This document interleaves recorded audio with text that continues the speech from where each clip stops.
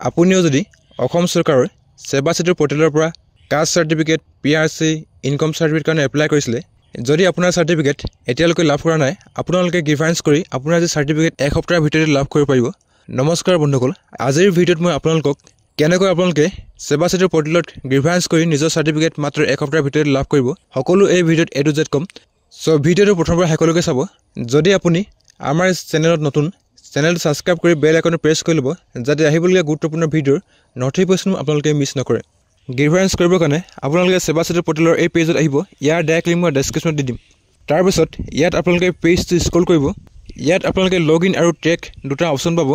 ট্ৰেকত click কৰি আপোনালোকৰ যে সাৰ্টিফিকেট আপোনালোকে ট্ৰেক কৰিব পাৰে তো ইয়াত আপোনালোকে লগইন বাটনত ক্লিক কৰিব তাৰ পিছত আপোনালোকৰ পেজটো এনেকৈ পপ হ'ব ইয়াত আপোনালোকে PFC CSC আৰু অফিচিয়েল এনেকৈ তিনিটা বাটন পাব তাৰ ওপৰত আপোনালোকে সিটিজেন বাটন পাব ইয়াতে ক্লিক কৰিব তাৰ পিছত আপোনালোকৰ লগইন পেজটো এনেকৈ খোল খাই আহিব ইয়াত আপোনালোকৰ ইউজাৰ নেম পাছৱৰ্ড ফিলআপ কৰি টাৰ্মছ এণ্ড কণ্ডিশ্যন একচেপ্ট কৰিব আৰু সাইন ইন বাটনত ক্লিক কৰিব যদি আপোনালোকে সেৱা সেতু একাউণ্ট ক্ৰিয়েট কৰি কেনেকৈ PRC কাষ্ট সাৰ্টিফিকেট বা ইনকাম সাৰ্টিফিকেট কাৰণে এপ্লাই কৰিব তাৰ বিষয়ে যদি আপোনালোকে অৱগত নহয় আমাৰ চেনেলত ভিডিঅ' আপলোড কৰা আছে ভিডিঅ' চাই আপোনালোকে কাষ্ট সাৰ্টিফিকেট PRC বা ইনকাম সাৰ্টিফিকেট কাৰণে এপ্লাই কৰিব পাৰে তাৰ পিছত আপোনালোকৰ পেজটো এনেকৈ খোল খাই আহিব পেজটো স্ক্ৰল কৰি আপোনালোকে যিমান সাৰ্ভিসৰ কাৰণে এপ্লাই কৰিছে সকলো সাৰ্ভিস ইয়াত আপোনালোকে চাব পাৰে তাৰ পিছত ইয়াত আপোনালোকে গ্ৰিভেন্স আৰু এপিলৰ দুটা অপচন পাব ইয়াত আপোনালোকে গ্ৰিভেন্সত ক্লিক কৰিব তাৰ পিছত আপোনালোকৰ গ্ৰিভেন্স ৰেজিষ্ট্ৰেশ্যন ফৰ্মখন খোল খাই আহিব ইয়াত আপোনালোকৰ মোবাইল নম্বৰ ভেৰিফাই কৰিব লাগিব সো আপোনালোকৰ যিটো ৰেজিষ্টাৰ্ড মোবাইল নম্বৰ ইয়াতে ফিলআপ কৰি ভেৰিফাইড ক্লিক কৰিব তাৰ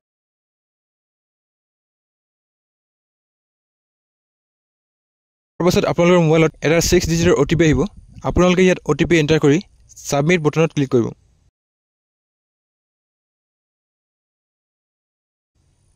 আপোনালোকৰ মোবাইল নম্বৰ সাকসেসফুলি ভেৰিফাই হৈ যাব ইয়াত আপোনালোকে ওকেত ক্লিক কৰিব ইয়াত আপোনাৰ কিছুমান পাৰ্সোনাল ডিটেইলছ এড কৰিব লাগিব সো নেমত আপোনালোকৰ ফুল নেমটো ভৰাই দিব তাৰ পিছত আপোনালোকৰ জেন্ডাৰ ইয়াত সিলেক্ট কৰিব কাউন্ট্ৰি আৰু ষ্টেট ইয়াত অটোমেটিকলি ফেচ হৈ আহিব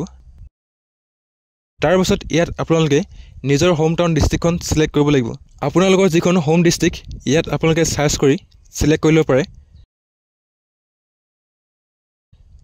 তাৰ পিছত ইয়াত আপোনালোকে এড্ৰেছ লাইন 1 ফিলআপ কৰিব লাগিব এড্ৰেছ লাইন 1ত যদি আপোনালোকে গাঁৱৰ পৰা বিলং কৰে তেন্তে আপোনালোকৰ গাঁৱৰ নামটো ভৰাই দিব পাৰে তাৰ পিছত ইয়াত আপোনালোকৰ এড্ৰেছ 2 আৰু এড্ৰেছ 3 ইয়াত আপোনালোকে ভৰাব লাগিব যদি আপোনালোকে এইকেইটা ভৰাব নিবিচাৰে তেন্তে আপোনালোকে নভৰালেও হ'ব তাৰ পিছত ইয়াত আপোনালোকৰ যিটো এৰিয়া পিন কোড ভৰাই দিব আপোনালোকৰ যদি ইমেইল আইডি আছে তেন্তে আপোনালোকে ইমেইল আইডি ইয়াত ভৰাই দিব পাৰে তাৰ পিছত পেজটো স্ক্ৰল কৰিব ইয়াত আপোনালোকে গ্ৰিভেন্স ডিটেইলছ এড কৰিব লাগিব গ্ৰিভেন্স কেটেগৰীত আপোনালোকে ডিলেড সাৰ্ভিস ডেলিভাৰী সিলেক্ট কৰিব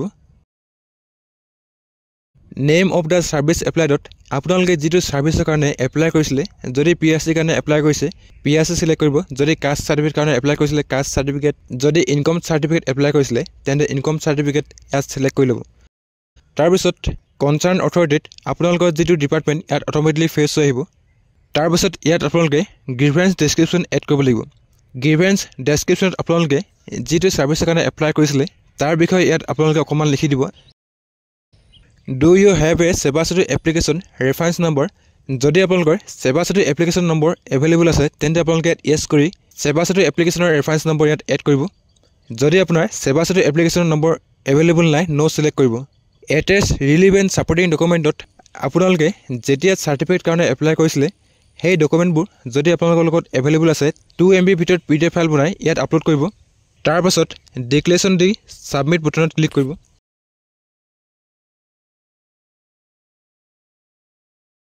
আৰ ইউ শ্বেয়াৰত ইয়েছ সাবমিটত ক্লিক কৰিব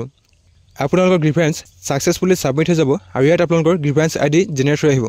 ষ্টেটাছ চাবৰ কাৰণে আপোনালোকে গ্ৰিভেন্স আইডি কপি কৰি ভিউ ষ্টেটাছত ক্লিক কৰিব আপোনালোকৰ ৰেজিষ্টাৰ্ড মোবাইল নম্বৰ ইয়াত এণ্টাৰ কৰি ট্ৰেকত ক্লিক কৰিব আপোনালোকৰ মোবাইলত এটা 6 ডিজিটৰ OTP আহিব ইয়াত OTP এণ্টাৰ কৰি সাবমিট বাটনত ক্লিক কৰিব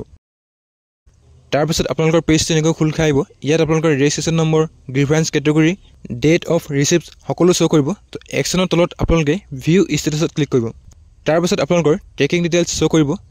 তাৰ পিছত আপোনালোকৰ বেসিক ইনফৰমেশ্যন আৰু প্ৰচেছিং ইনফৰমেশ্যন সকলো ইয়াত শ্ব' কৰিব। চ' এনেকৈ আপোনালোকে সেৱা সেতু পৰ্টেলত ৰিফাৰেঞ্চ কৰি আপোনালোকৰ ডিলে হোৱা ছাৰ্ভিচৰ যি চাৰ্টিফিকেট আপোনালোকে এক সপ্তাহৰ ভিতৰত লাভ কৰিব পাৰে। আশা কৰোঁ ভিডিঅ'টো আপোনালোকৰ কাৰণে সহায়ক হ'ব।